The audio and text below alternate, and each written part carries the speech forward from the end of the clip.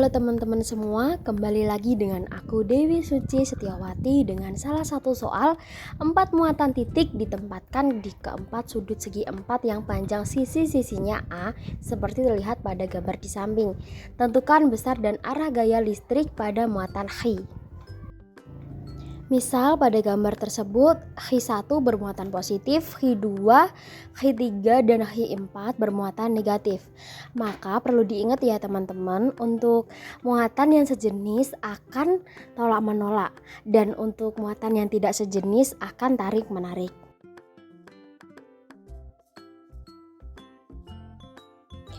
Jadi untuk arah gayanya adalah Hi1 ditarik oleh ketiga sudut tersebut, yaitu sudut Hi2, Hi3, dan Hi4. Seperti persamaan gaya kolom bahwa gaya pada sumbu X dan Y itu berbanding lurus dengan konstanta dan muatan X serta muatan Y. Nah, dan untuk rumusnya adalah Fxy sama dengan K-Hi-X dikali Hi-Y per Rxy kuadrat. Nah, perlu teman-teman ketahui bahwa Hi1, Hi2, dan Hi3 serta Hi4 nilainya sama, jadi bisa kita misalkan menjadi Hi.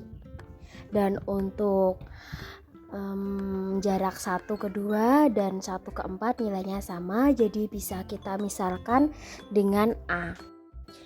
Dan untuk gayanya, karena nilai gaya dari 1, 2 sama dengan gaya dari 1, 4, sehingga kita bisa menyimpulkan untuk persamaannya adalah K-Hi1 kali Hi2 dibagi R12 dikuadratkan.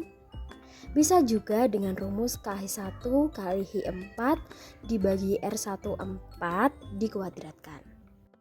Sehingga kita mendapat persamaannya adalah K-Hi kali Hi dibagi A kuadrat sama dengan K-Hi kuadrat per A kuadrat.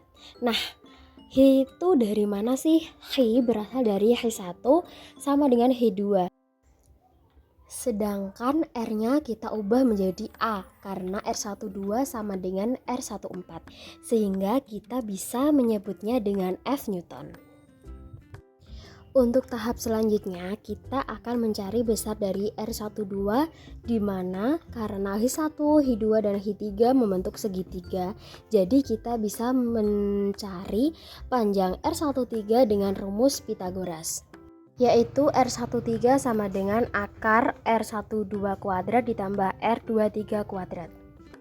Karena R tadi sudah kita misalkan menjadi A, jadi rumusnya menjadi akar A kuadrat ditambah A kuadrat. Kita sederhanakan sama dengan akar 2A kuadrat sama dengan A akar 2. Jadi jarak antara muatan 1 dan 3 adalah A akar 2. Untuk selanjutnya kita mencari besar F13 dengan menggunakan rumus hukum kolom, yaitu K-Hi1 dikali Hi3 per R13 kuadrat. Untuk mempermudah kita bisa mengubahnya menjadi Hi. Sedangkan R13 yang sudah kita cari sebelumnya bernilai A akar 2.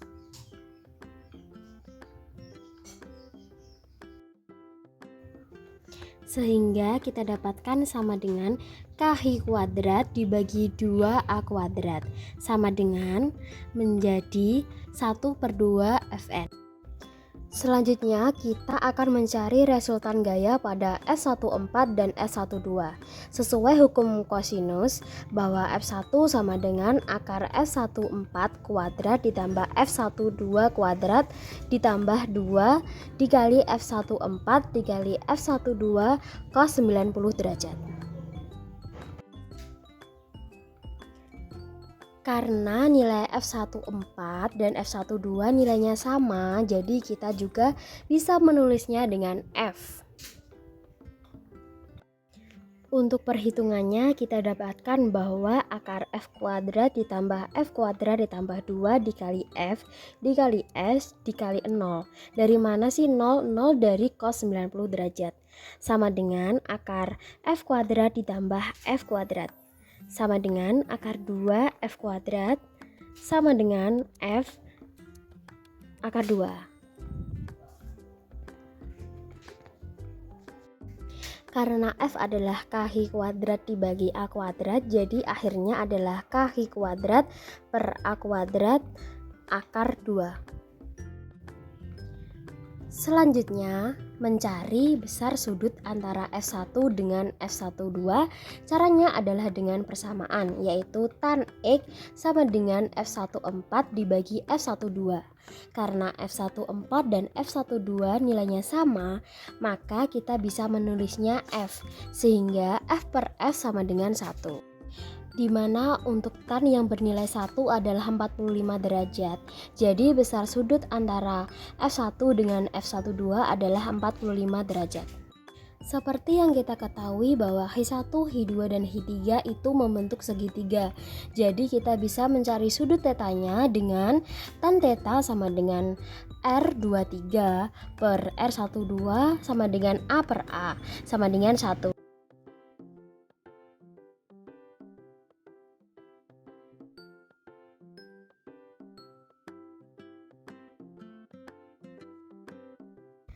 Di mana satu tetanya sama dengan 45 derajat.